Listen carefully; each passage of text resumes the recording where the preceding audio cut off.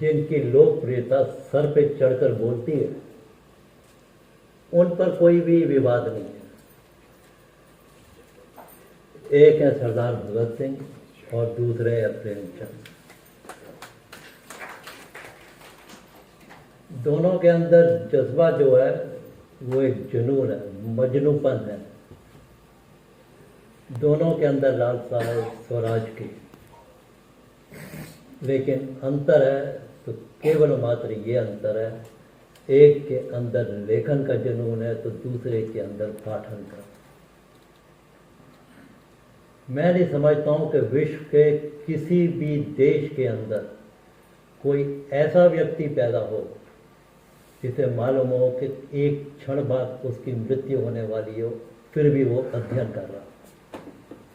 अगर वो कोई व्यक्ति है तो सरदार भगत सिंह था। रिमेसेंस ऑफ लेनिन उनके वकील ने ला के दी, तो जितनी उनको लालसा थी स्वराज की, उतना ही उस पुस्तक को पढ़ लेने की भी हुई थी। और उन्होंने कहा था कि अगर मैं चाहता हूँ कि फांसी जो एक दिन आगे होनी थी पहले हो रही है, तो मैं इस पुस्तक को पूर्ण कर लेता। ये शोधकर्ता बताते हैं कि जेल के अंदर जबकि उनकी फांसी तय है, तब भी उनके पाठन की जो तपस्या और साधना थी इस प्रकाष्ठा पे थी कि 300 किताबें उन्होंने पढ़ ली और 300 ही कहानियां मुंशी प्रेमचंद ने लिखी। अब वही बात के वो धनपत राय, वो नवाब राय, वो मुंशी, वो प्रेमचंद, और कुछ भी नहीं इनमें। धनपत राय है तो धनपति वो है ही नहीं, नवाब राय है तो नवाबी मिजाज नहीं है,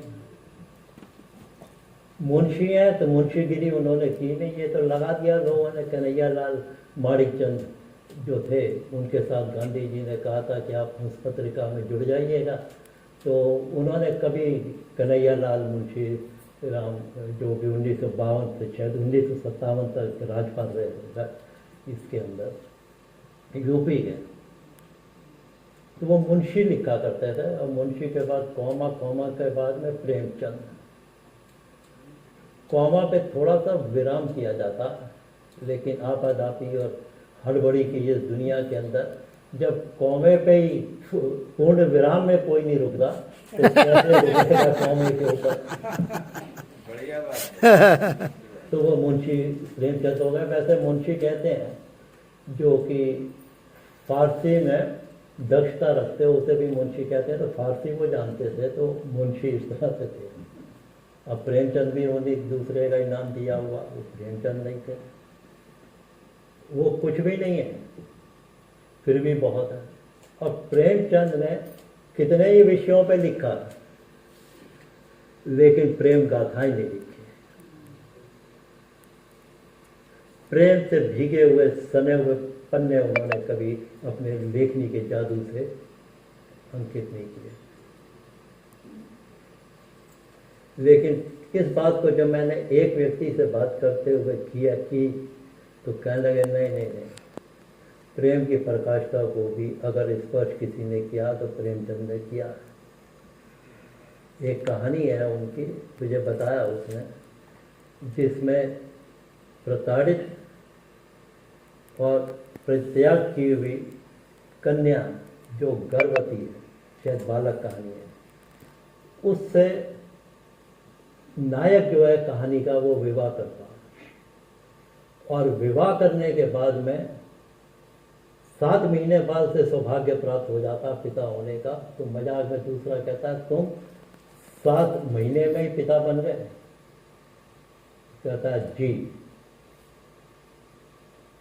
मैंने बोया हुआ खेत खरीदा, मैं अपने हाथ से फसल को आग कैसे लगा देता।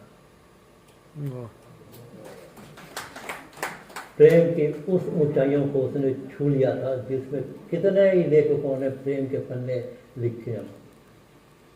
उस बिंदु तक नहीं पहुंच सके जहां मुंशी प्रेमचंद पहुंचे।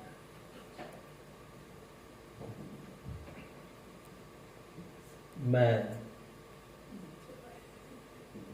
समझता हूं कि गांधी जी ने, मैं अभी रामजी लाल सुमन जी के साथ मैं यही चर्चा कर रहा था,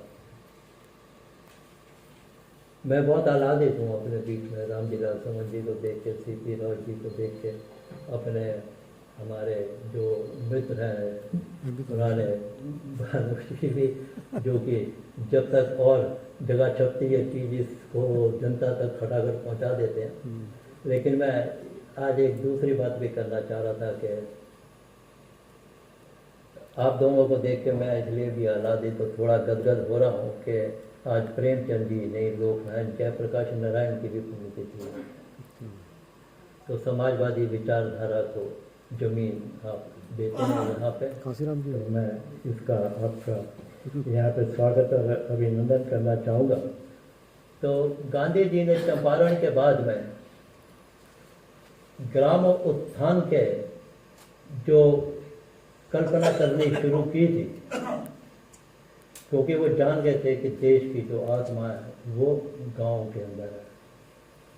लेकिन उस ग्रामोत्थान के लिए यथार्थ की जो भूमि है उससे अवगत प्रेमचंद की बात है।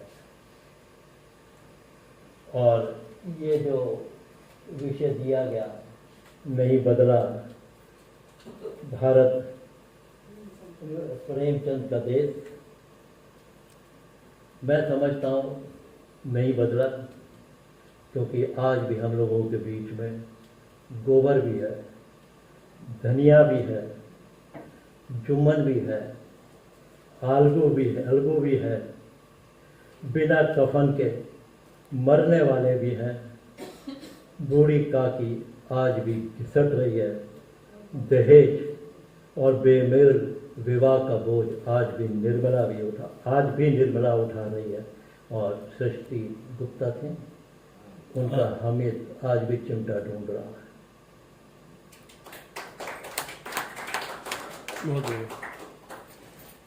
मीर और मिर्जा भी हैं, गोशे में कफस के आराम बहुत है। जैसे चतुर्वेदी ने गालिब की किताब दी है तो मुझे शेर आ गया कि सबसे ज़्यादा आराम पिंजड़े में बैठे रहने का, ना सयाद कमी में है ना तीर कमा में। ना तो सयाद मुझे मार सकता है, ना कोई मेरे पे तीर चला सकता है। बहुत आराम से मैं बैठा हूँ पिंजड़े में, इससे ज़्यादा आराम क्या होगा।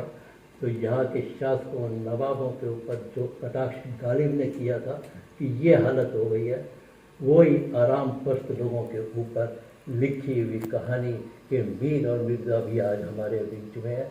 और नहीं बदला प्रेमचंद का ये देश, यही आज का विषय है। मैं समझता हूँ इस विषय को हमारे बीच में उपस्थित सुधा सिंह जी और यादव साहब और धार देंगे। मैं उनको